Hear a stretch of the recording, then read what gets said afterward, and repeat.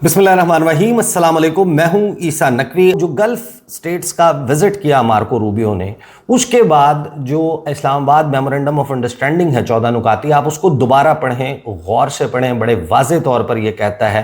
कि ईरान और ओमान मिलकर आबनाए हुर्मुज़ से जो ट्रांजिट है इस वाले मामले को कंट्रोल करेंगे। मैं आपके सामने आगे चलकर इसका एग्जैक्ट टेक्स्ट जो है वो भी रख दूंगा, बल्कि अभी मैं आपको बता देता हूं कि दो तीन चीज़ें बड़ी अहम हैं। एक कि इस रीजन से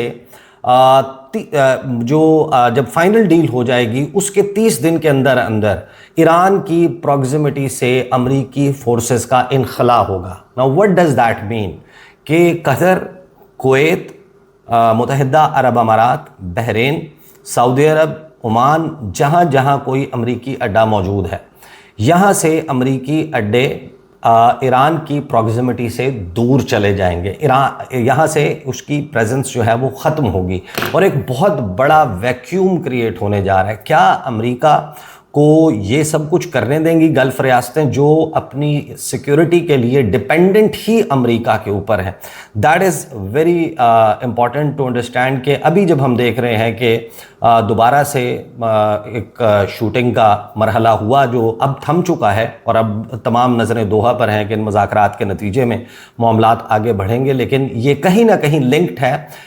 इस बात से कि जो मार्को रूबियो ने दौरा किया इस रीजन का। फिर उसके बाद आप आगे आ जाएं, जो स्ट्रेट ऑफ हुर्मुज़ है उसके हवाले से इस मुआहदे में बड़े वाज़े तौर पर मौजूद है कि जो पैराग्राफ 5 है वो ये कहता है कि जैसे ही स्ट्रेट ऑफ हुर्मुज़ से माइंस हटा दी जाएंगी, Iran and Oman will define the straits future administration in consultation with Persian gulf literal states. यानी इनके साथ कंसल्ट करेंगे और ईरान और ओमान ने तय करना है कि यहाँ से ट्रांजिट कैसा होगा। अब बहुत सारे ममालिक, उनको ये कैसे हज़म होगा कि इस अहम तरीन आबी गुज़रगाह के ऊपर एडमिनिस्ट्रेटिव इख्तियार जो है वो ओमान का और ईरान का हो। तो ये मुआहदा कर तो लिया, लेकिन करने के बाद इसके ऊपर जब अमल दरामद की बात आती है तो ये बहुत ही मुश्किल मुआहदा बन जाता है। फिर आगे $300 अरब जो है वो फराहम किया जाना है। तो इसमें बहुत सारी रिलेटेड चीज़ें हैं जिनके ऊपर हम आने वाली वीडियोस में बात करेंगे, लेकिन ये वो बोन ऑफ कंटेंशन है कि जिसकी वजह से मेरा ख्याल है कि अभी मामलात जो हैं वो किसी भी वक्त बहुत बड़ी गड़बड़ जो है वो इसमें हो सकती है। अब ज़रा मैं दो तीन चीज़ें आपके सामने रख देता हूँ जिससे आपको अंदाज़ा हो जाएगा कि अगर आप जाकर ओमान की इकॉनमी के हवाले से सर्च करें कि ओमान की इकॉनमी उतनी स्ट्रॉन्ग क्यों नहीं है। हालांकि अब पाकिस्तान में बैठकर जब बात करते हैं तो ज़ाहिर है कि पाकिस्तान से तो उनकी बहुत बड़ी इकॉनमी है, रिसोर्सेज उनके पास बहुत ज़्यादा है, लेकिन जब आप उनका कंपैरिजन करते हैं दीगर गल्फ स्टेट्स के साथ तो आपको बड़े वाज़े तौर पर यह पता चलता है कि ओमान जो है वो हाइड्रोकार्बन्स जो उनके पास रिजर्व्स मौजूद हैं वो दीगर खलीजी रियासतों जो गल्फ़ कोऑपरेशन काउंसिल के ममालिक हैं उनके मुकाबले में कहीं कम है और उनकी इकॉनमी, उसमें और बहुत सारे फैक्टर्स हैं। तो पैसे के एतबार से, दौलत की रेल पेल के एतबार से, उसके अंबार के एतबार से, एक तो ज़ाहिर है कि वो अपना वैल्यू सिस्टम बरकरार रखना चाहते हैं, वो वहाँ पर मल्टी नेशनल कंपनीज़ की रैपिड मशरूमिंग नहीं करना चाहते, लेकिन साथ में ज़ाहिर है कि उनके पास तेल की उतनी दौलत मौजूद नहीं है। पैसा है, बहुत ज़्यादा है, लेकिन इतना ज़्यादा नहीं है कि जैसा आपको मुत्तहिदा अरब अमारात में, बहरीन में, कतर में, कुवैत में, सऊदी अरब में आपको बड़ी रेल पेल नज़र आती है कि पर कैपिटा उनके पास जो दौलत है तेल की और रिसोर्सेज बहुत ज़्यादा है। तो ओमान जो है वो समहाउ लगता ये है कि वो ईरान का जो मुजव्वज़ा मंसूबा था, जो इनिशियली पिच किया गया था जब सैयद अब्बास अराग़ची इस्लामाबाद आए थे और इस्लामाबाद से वो वापस जाने के बजाय उन्होंने दरमियान में ओमान का दौरा किया था और उसमें इतलात ये आई थी कि मुख्तलिफ ममालिक के जो इंटेलिजेंस के बड़े बड़े ऑफिशल्स हैं वो भी वहाँ पर मौजूद थे। उस वक्त ये पिच किया गया था और फिर आपको याद है कि डोनाल्ड ट्रंप ने एक बयान दिया था कि हम बहुत भरपूर किस्म की बमबारी करेंगे, हम ओमान जो है उसके ऊपर हमला कर देंगे। वो इसी वजह से था कि ओमान को ये बात बड़ी ज़बरदस्त लगती है कि ये एक ऐसा तरीका है कि जिसमें हींग लगे ना फटकरी, रंग भी चौखा है, बजाय इसके कि आप हैवी ड्रिलिंग करें, अपने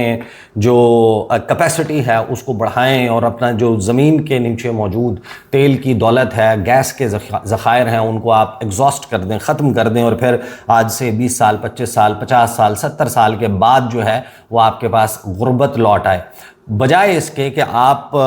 اس کی جگہ، اگرچہ ان کا جو سلالہ کا پورٹ ہے وہ بڑا حسل بسل والا ایک پورٹ ہے، لیکن جب آپ اس کو کمپیئر کرتے ہیں جو اوپر موجود گلف ممالک ہیں ان کے پورٹ سے، تو ظاہر ہے کہ عمان کی وہاں پر بھی دولت کی اس طریقے سے ریل پیل نظر نہیں آتی۔ تو آبنائے ہرمز سے جو ٹیکس کی وصولی ہے، ٹیکس کی وصولی جو ایران نے سجیسٹ کی تھی کہ ہم پر بیرل یہ کرتے ہیں کہ $2 یا $4 یا $1 وٹ ایور دی پرائس جو وہ ڈیسائیڈ کریں، کہ یہاں سے جو بھی تیل بردار جہاز گزرے گا اگر اس کے اوپر 2 لاکھ بیرل موجود ہے تو وہ $4 لاکھ ادا کرے گا، اور اس مینجمنٹ اور اس تمام معاملے کے عوض ایران اور عمان اس پیسے کو ایکولی ڈیوائیڈ کریں گے۔ That is very easy money, بہت بھرپور قسم کا یہ راستہ ہے، اس نے چلنا ہے، اس نے قائم رہنا ہے۔ یہاں سے تیل، یہاں سے کارگو شپس، یہاں سے دیگر جو ٹریڈ ہے وہ ان تمام ممالک کی ہونی ہے، یہی راستہ ہے، وہ وائبل ہے، اور عمان کو یہ لگتا ہے کہ یہ ایک لمبا ہاتھ مارنے کا طریقہ ہے۔ اچھا، اس پہ حملے کی دھمکی آ گئی تھی، لیکن عمان جو ہے اس نے اب جو ایک ٹیکنیکل لیول ڈیلیگیشن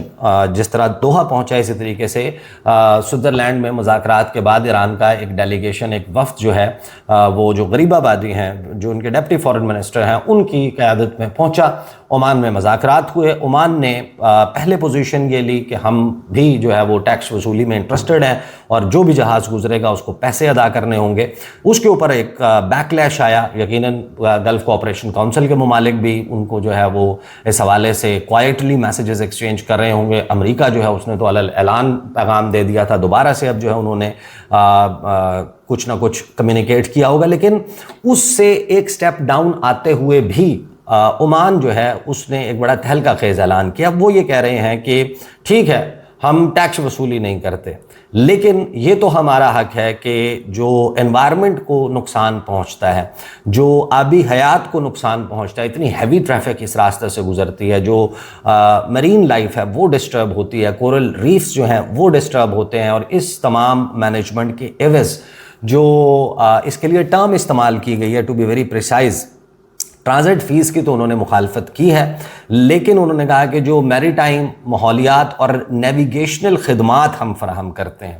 کہ آپ رک جائیں، یہ راستہ ہے، یہاں سے گزر جائیں، اور اس کے لیے تمام جو بندوبست کرنا ہوتا ہے اس کے عوض رضاکارانہ ادائیگی کے معاملے پر بات کرنے کے لیے تیار ہیں، کہ ہم یہ ڈیسائیڈ نہیں کریں گے کہ ہر جہاز نے $4 لاکھ یا $2 لاکھ یا $5 لاکھ دینا ہے، وٹ ایور، لیکن ہم ان سے یہ ایکسپیکٹ کریں گے کہ رضاکارانہ طور پر وہ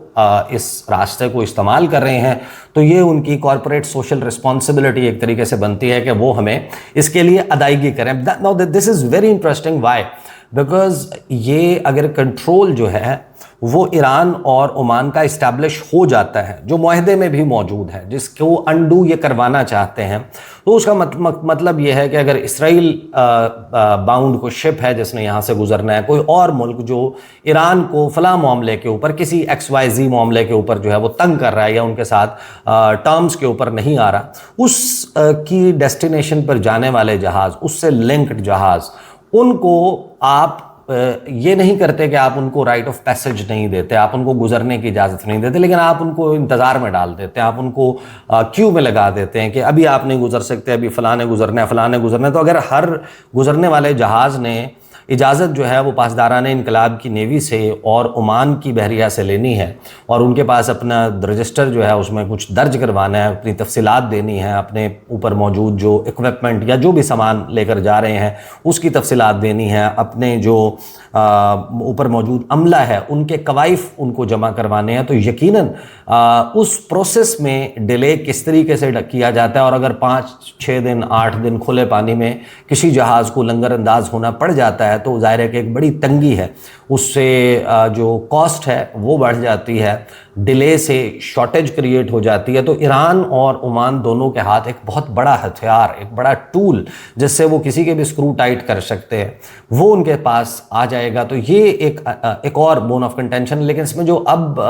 عمان نے پوزیشن لی ہے کہ خدمات کے بدلے وصول کی جانی چاہیے، کچھ ایرانی یعنی جس طرح ایرانی وزیر خارجہ انہوں نے کہا کہ انہوں نے یہ دعویٰ کیا تھا کہ عمان یہ کہہ رہا ہے کہ جو بھی ہم خدمات آبنائے ہرمز میں فراہم کرتے ہیں اس کے بدلے فیس وصول کی جانی چاہیے۔ اب انہوں نے فیس جو ہے اس کو اسٹیپ ڈاؤن کرتے ہوئے رضاکارانہ ادائیگی کے معاملے کی بات کر دی ہے. تو again this is going to be very important. ساتھ میں ہم دیکھ رہے ہیں کہ ڈونلڈ ٹرمپ جو ہے اس نے یہ کہا, اب یہ ظاہر ہے کہ بیان ایک دن پہلے کا ہو گیا تو میں نہیں پلے کرتا, لیکن ڈونلڈ ٹرمپ نے پرائمریلی جو بات کی ہے, ڈونلڈ ٹرمپ نے یہ کہا کہ جو دوحہ میں ملاقات ہونے جا رہی ہے ہو سکتا ہے کہ یہ بہت اہم ہو سکتا ہے کہ یہ بہت اہم نہ ہو, لیکن ہم بڑے واضح ہیں کہ جنگ ہم جیت چکے ہیں, ڈی نیوکلیئرائزیشن جو ہے وہ ہو رہی ہے. یہ وہ جو سیم ریٹورک ڈونلڈ ٹرمپ کا ہے وہ اس کو ریپیٹ کرتا ہے, اور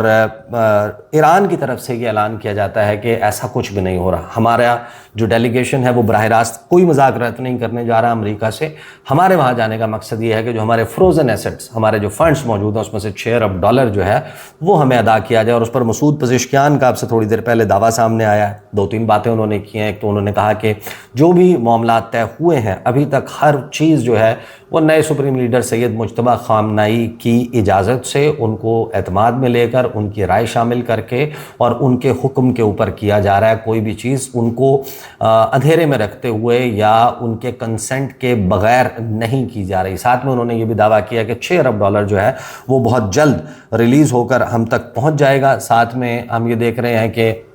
ایرانی صدر جو ہے وہ یہ کلیئر پیغام دیتے ہیں کہ جو مفاہمت ہے وہ 2 طرفہ معاملہ ہے, اور امریکہ مفاہمتی یادداشت پر عمل کرے گا تو ہم اپنی ذمہ داریوں کو پورا کریں گے. یعنی کہ وفا کرو گے وفا کریں گے, جفا کرو گے جفا کریں گے, ہم آدمی ہیں تمہارے جیسے, جو تم کرو گے وہ ہم کریں گے. ٹٹ فار ٹیٹ, عدلے کا بدلہ, جیسے آپ کریں گے ویسا ہی ہم کریں گے. امریکن کانگریس جو ہے اس کو اعتماد میں لینے جا رہی ہے امریکی انتظامیہ ایران کے ساتھ جو مذاکرات ہیں ان کے حوالے سے. اور پھر ایک بہت امپورٹنٹ ڈیولپمنٹ اسی دوران ہو جاتی ہے گزشتہ روز کہ ایران سے تہران سے اڑنے والا کمرشل ہوائی جہاز جو ہے وہ متحدہ عرب امارات میں لینڈ کر گیا. اور متحدہ عرب امارات ویری انٹرسٹنگ کیس ہے کہ جو جس کے بہت سارے ایسے سوشل میڈیا پر بیٹھے ہوئے ماؤتھ پیسز جو ان کی حکومت کی اور ریاستی پالیسی کی ان آفیشیل ترجمانی کا کام کرتے ہیں, انہوں نے ایران کے اوپر جو بیانات ہیں اس میں لفاظی, اس میں جس قسم کی تندی موجود ہے, تیزی موجود ہے, غم و غصہ موجود ہے, تباہ کر دو, رجیم کا خاتمہ کرنا ہے, کرش کرنا ہے, ٹیررسٹ اور سب کچھ. لیکن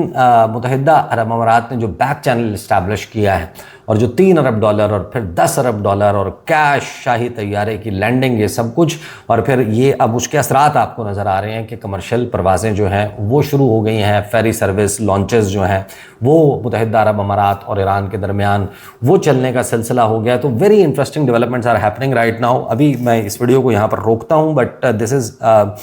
ویری امپورٹنٹ رائٹ ناؤ کہ جہاں پر ہم یہ دیکھ رہے ہیں کہ عمان جو ہے اس نے بھی ایک بڑا پلیئر بننے کی اس تمام معاملے میں تیاری کر لی ہے. دوحہ جو ہے وہ ٹیمیں بس پہنچنے والی ہیں اور تباہ کن بارودی سرنگوں کا معاملہ ہے. آنے والی ویڈیوز میں خاص طور پر ہم بات کریں گے اس وقت جو ایک خلیجی طاقتیں ہیں انہوں نے ایران کے ساتھ ایک بڑے سمجھوتے کی تیاری شروع کر لی ہے. وہ سمجھوتا کیا ہے اور کس طریقے سے اس نے امریکہ کی ساکھ کو ڈیمیج کیا ہے, جو آلریڈی ہم دیکھ رہے ہیں کہ بڑی بری صورتحال کا شکار ہے. اس کے اوپر انشاءاللہ آنے والی ویڈیوز میں بات کریں گے. اب تک کے لیے اتنا ہی, اجازت دیجیے, اللہ حافظ.